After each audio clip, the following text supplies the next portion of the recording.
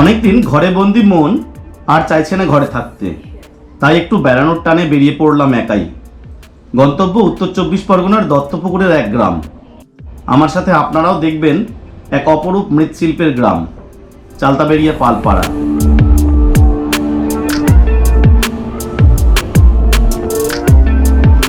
যাবেন কিভাবে? খুব সহজেই শিয়ালদহ বনগাঁ শাখার ট্রেনে চেপে দত্তপুকুর স্টেশনে পৌঁছুন, এরপর টোটোতে হাটখোলা, তারপর হেঁটে গেলেই পৌঁছে যাবেন।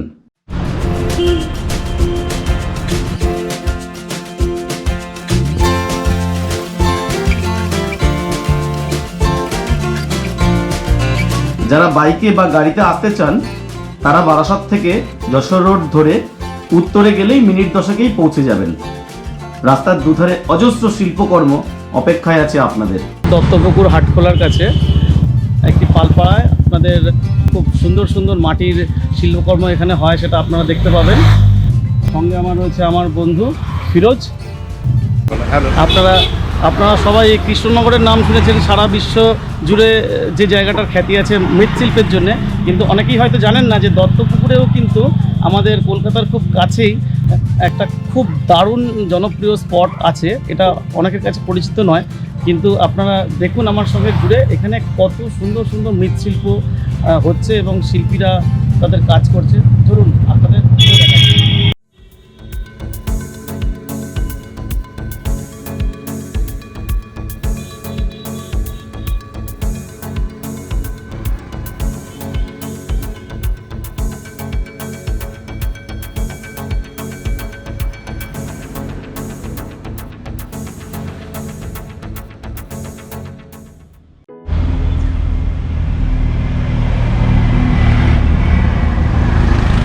দর্শক বন্ধুরা দেখুন, এই সেই ভাঁটি যার মধ্যে মাটির শিল্পকর্মগুলোকে এনারা পুড়িয়ে পোড়ামাটির জিনিস তৈরি করেন, তারপরেই একটা অপরূপ রূপ পায় মাটির শিল্পকর্ম।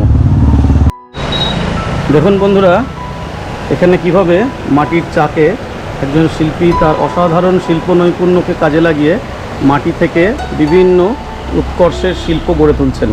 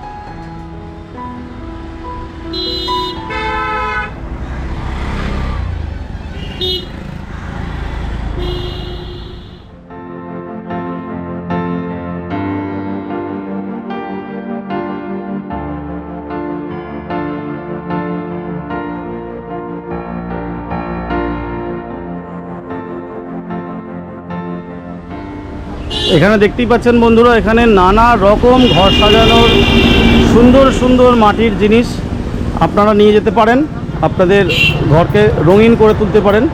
নানা রকম জিনিস, ফুলদানি থেকে শুরু করে হ্যাঙ্গিং বিভিন্ন আইটেম এখানে আপনারা কম দামে পেয়ে যাবেন।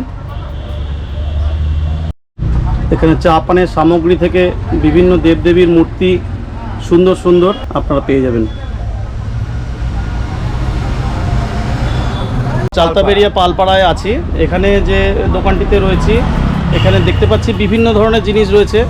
তো দাদা, আপনারা একটু যদি আমাদের দু একটা জিনিসের একটু দাম বলেন, যেমন যে চা করার যে চায়ের যে পাত্রগুলো, এগুলোর দাম কীরকম?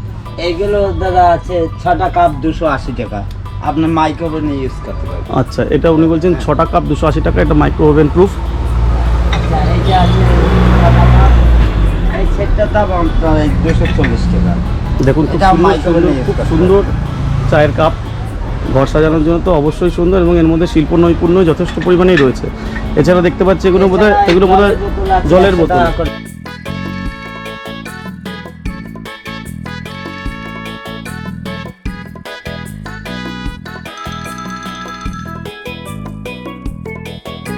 এই গণেশের মূর্তিগুলো কিরকম দাম?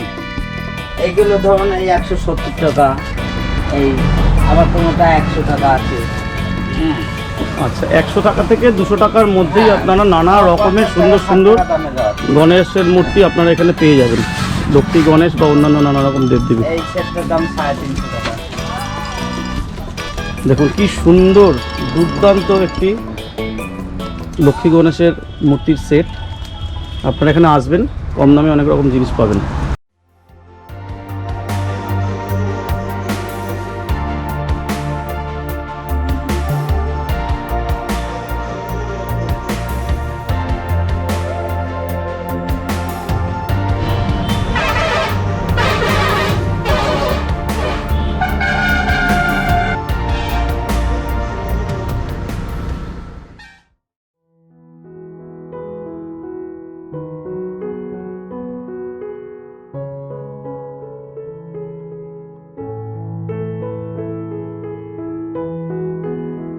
এখন শিল্পী এখানে রং করতে ব্যস্ত। খুব সুন্দর একটি গণেশের মূর্তি তিনি ফুটিয়ে তুলছেন। ধীরে ধীরে শিল্পীর হাতের ছোঁয়া পেয়ে একটি শিল্পকর্ম জীবন্ত হয়ে উঠবে। এই মৃৎশিল্পের শিল্পকর্মের মধ্যে সবচেয়ে কঠিন যে কাজটি চক্ষুদান, এখন এই শিল্পী সেটি করছেন। আমাদের সামনে আমরা দেখতে পাচ্ছি এখানে নানা রকম ডিজাইনের, নানা রকম সাইজের প্রচুর গণেশ মূর্তি আমরা দেখতে পাচ্ছি। এই যে শিল্পকর্ম, এগুলো কিন্তু এই গ্রাম থেকে ছড়িয়ে পড়বে দেশের নানা প্রান্তে, বিভিন্ন অঞ্চলে, বহু দূরে দূরে। বলছি, আপনাদের এই যে শিল্পকর্মগুলো এখন কোথায় যায়? বিভিন্ন সারা ভারতবর্ষের বিভিন্ন জায়গায় যাচ্ছে। আচ্ছা, এগুলো বাইরেও যায়। আচ্ছা, ওনারা বলছেন এই শিল্পকর্মগুলো এখান থেকে দেশের নানা প্রান্ত তো বটেই, এছাড়াও বিদেশেও বিভিন্ন শিল্পরসিক যারা আছেন তারা কিন্তু সংগ্রহ করেন বিভিন্ন মাধ্যমে। এখানে প্রচুর পরিমাণে শিল্পী কাজ করেন এই অঞ্চলে। আপনারা আসবেন, এসে ঘুরে যাবেন এবং আপনাদের পছন্দের জিনিসটি আপনারা এখানে সুলভ মূল্যে কিনতে পারবেন। দাদারা মধ্যমগ্রাম থেকে এখানে এসছেন, এখানে ওনাদের মনের মতো কিছু জিনিস কিনবেন। আপনারা এখানে কি কিনতে চাইছেন? চায়ের কাপ কিনতে আমাদের জন্য। আচ্ছা, এখানে খুব সুন্দর সুন্দর চায়ের কাপ পাওয়া যায়। আমিও দেখেছি, আমারও পছন্দ হচ্ছে। ভাবছি আমিও একটা যদি নিয়ে নেওয়া যায় আর কি। আপনারা এখানে আসবেন এবং আপনারা এখানে দারুণ দারুণ সমস্ত জিনিস কিন্তু পেয়ে যাবেন।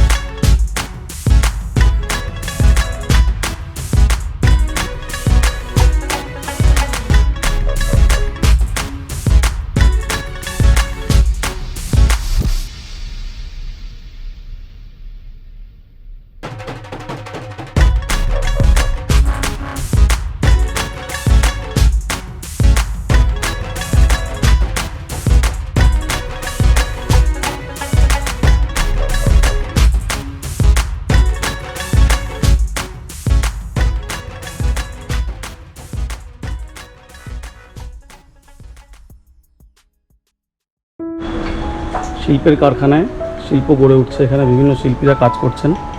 শিল্পীদের হাতের ছোঁয়ায় খুব সুন্দর সুন্দর শিল্প গড়ে উঠছে। এখানে দেখতে পাচ্ছেন নানা রকম সাইজের ছোট বড় গণেশ, লক্ষ্মী, নানা রকম প্রতিমা তৈরি হচ্ছে।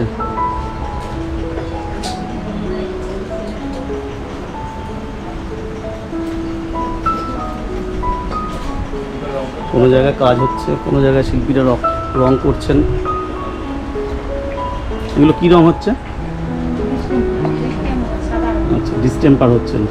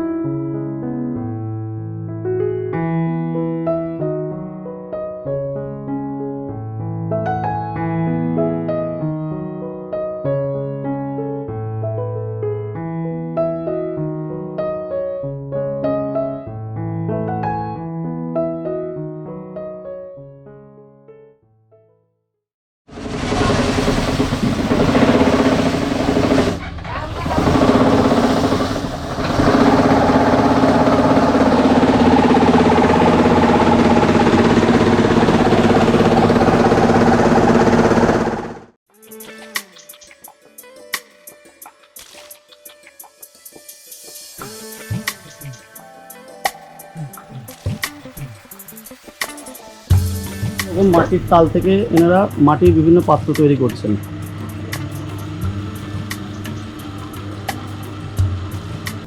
মাটির তাল থেকে শিল্পীর হাতের ছোঁয়ায় কত সুন্দর সুন্দর মৃৎপাত্র গড়ে উঠছে।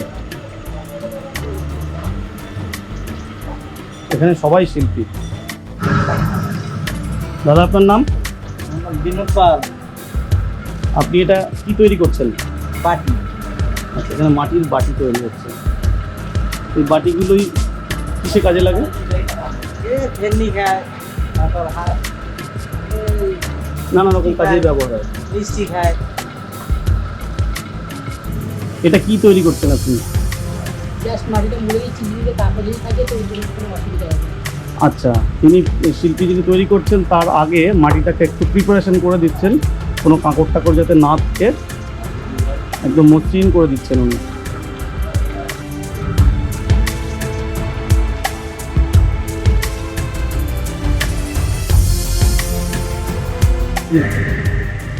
আরেক জায়গায় তৈরি হচ্ছে মাটির প্রদীপ। সামনেই দীপাবলি, সারা দেশে বিপুল চাহিদা থাকে, এখান থেকে এই প্রদীপ ছড়িয়ে পড়বে সারা ভারতবর্ষের বিভিন্ন রাজ্যে।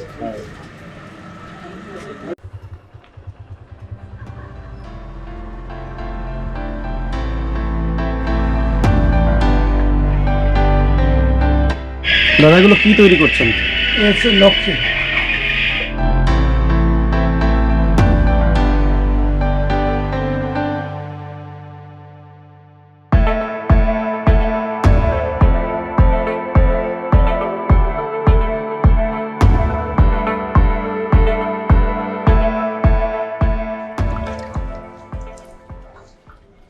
এগুলো কি ধুনুচি? হ্যাঁ।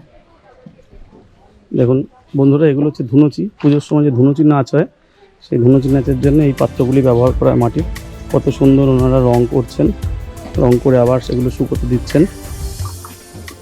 আর এই সেই মাটির খুঁড়ি, বহুদিন আগে এগুলো চলতো, এখন এর চলন বিশেষ নেই, কিন্তু তবুও অনেক দিন পর এই খুঁড়ির দেখা পেলাম। জল খাওয়ার পাত্র হিসেবে ব্যবহার করা হয়। আর এদিকে দেখতে পাচ্ছেন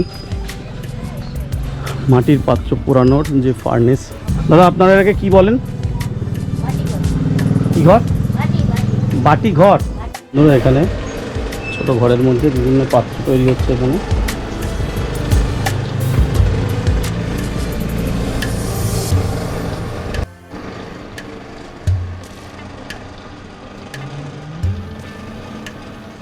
যেখানে মাটির প্রতিমা তৈরি হচ্ছে সেখানেই মাটির প্রতিমা আবার পুজো পাচ্ছেন। এটি হচ্ছে মনসা প্রতিমা।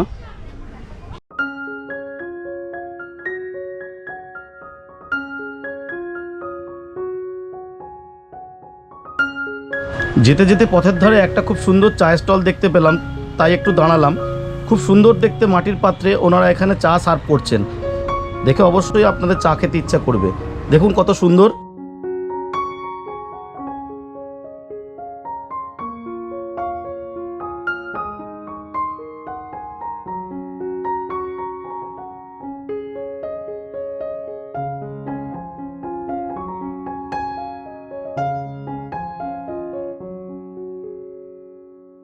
হাইওয়ের ধারে এখানে দেখতেই পাচ্ছেন, রাস্তার ধারে খুব সুন্দর চায়ের দোকান।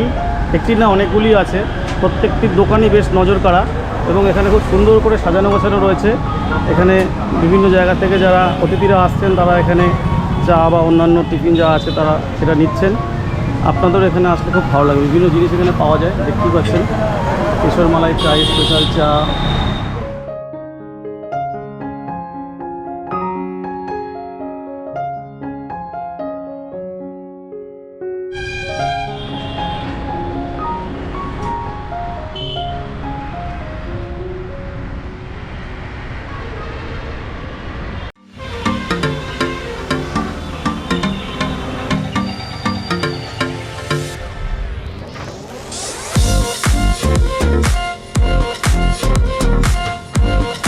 পথের ধারে অপূর্ব সব শিল্পকর্ম।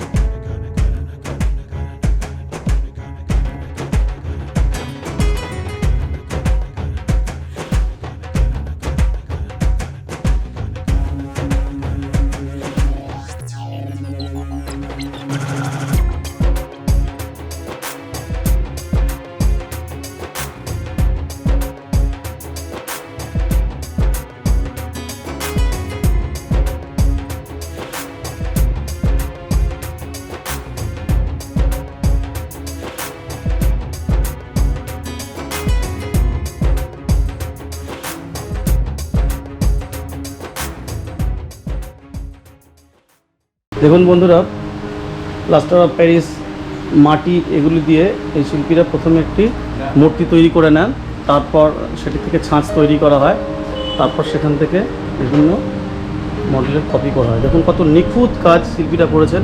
এটি কিন্তু সম্পূর্ণ হাতে তৈরি করা হয়েছে। এরপর এখান থেকেই আরও বিভিন্ন মডেল তৈরি করা হবে। এতক্ষণ আমরা শিল্প তো অনেক দেখলাম, এবার যার সঙ্গে আপনাদের পরিচয় করিয়ে দেব তিনি হলেন সেই শিল্পী যিনি এখানে এই মূর্তিগুলি তৈরি করেন। দাদা, আপনার নামটা? জয় বিশ্বাস। জয় বিশ্বাস। দাদা, আপনি এই পেশায় কতদিন ধরে আছেন? আমি দীর্ঘ 10-12 বছর আছি। আপনি এই পেশায় কি এখানেই মানে শিক্ষা লাভ করেছেন, না প্রথাগত কোনো কলেজ থেকে ডিগ্রি নিয়েছেন? এমনি আমি একজন কলেজের শিক্ষকের কাছ থেকে আমি আলাদা করে শিক্ষা লাভ করেছি, আর এছাড়াও আমি কাজের মাধ্যমে বেশি শিখেছি। আসল কথা যেটা, সেটা হলো কিন্তু হাতের কাজ। পুঁথিগত শিক্ষা বা ডিগ্রিটা কিন্তু বড় কথা নয়, বড় কথা হলো হাতের কাজ, হাতের কলা কিন্তু কথা বলে। তো আপনারা দেখলেন যে একটু আগে যে মূর্তিটা দেখালাম, এটা এই দাদাই তৈরি করেছেন। এরকম অসংখ্য মূর্তি উনি এরকম তৈরি করেছেন এবং বিভিন্ন জায়গায় সেগুলি কিন্তু শোভা পাচ্ছে। তো অবশ্যই ওনার জন্য একটা ধন্যবাদ প্রাপ্তি আমাদের সকলের তরফ থেকে। দাদা, ভালো থাকবেন। আপনার কাছ থেকে আরও অনেক আমরা ভালো ভালো কাজ পাবো।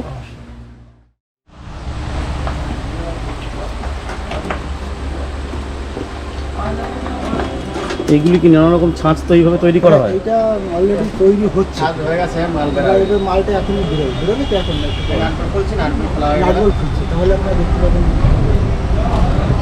মালটা রেডি হয়ে গেছে। এই জিনিসটা তৈরি হয়ে গিয়েছে।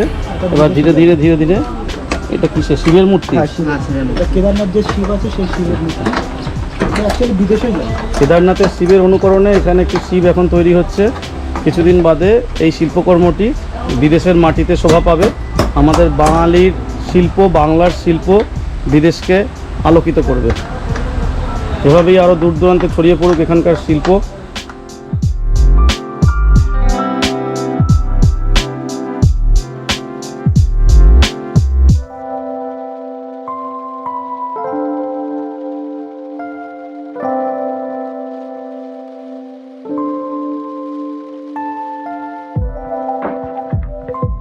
সূর্য ক্রমশ ঢলে পড়েছে, আজ আর সময় বিশেষ হাতে নেই, তাই আজ আমরা চললাম বাড়ির পথে।